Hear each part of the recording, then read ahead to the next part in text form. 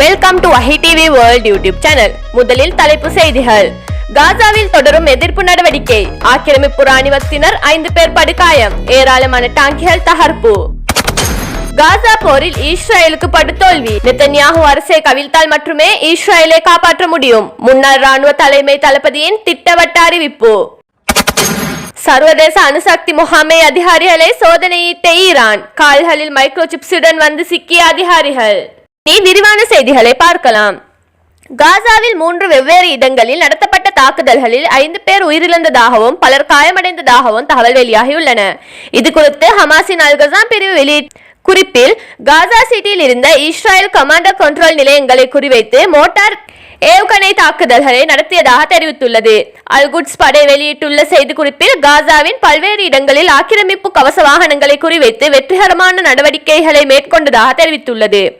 ராணுவ நடவடிக்கைகளுக்கு சென்ற ராணுவ வீரர்கள் பாதுகாப்பாக திரும்பி வந்ததாகவும் குறிப்பிடுகிறது.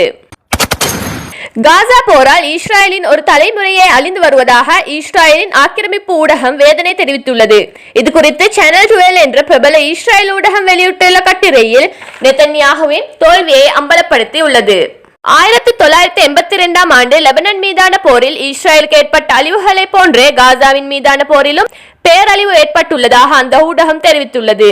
இந்த அழிவை வீணடிக்கப்படும் இஸ்ரேல் இளைஞர்களின் உயிர்கள் என்று அந்த ஊடகம் குறிப்பிட்டுள்ளது. 19 மாத காசா போரில் இஸ்ரேல் ராணுவம் என்ன சாதித்துள்ளது என்று அந்த பத்திரிகை கேள்வி எழுப்பியுள்ளது. 80% பகுதிகளை பிடித்து விட்டதாக இஸ்ரேல் ராணுவம் கூறும் நிலையில் பணைய கைதிகள் மற்றும் இறந்தவர்களின் உடல்களை கூட ஏன் இன்னும் மீட்க முடியவில்லை என்று வினவியுள்ளது.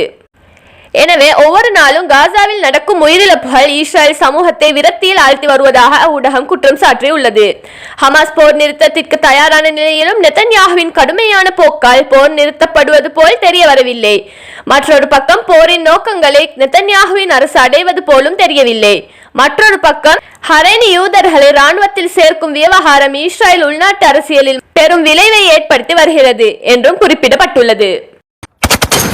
பதவியில் தொடர்ந்து இருக்க வேண்டும் என்பதற்காக நெத்தன்யாஹு காசா போரை தொடர்ந்து நடத்தி வருவதாக இஸ்ரேலின் முன்னாள் ராணுவ ஜெனரல் யாகிர் கோலன் குற்றம் சாட்டியுள்ளார். நெத்தன்யாஹு மற்றும் அவரது கூட்டாளிகளுக்கு பணைய கைதிகள் ராணுவ வீரர்களை விட அவர்களின் அரசியல் தான் அவர்களுக்கு முக்கியம் என தெரிவித்துள்ளனர்.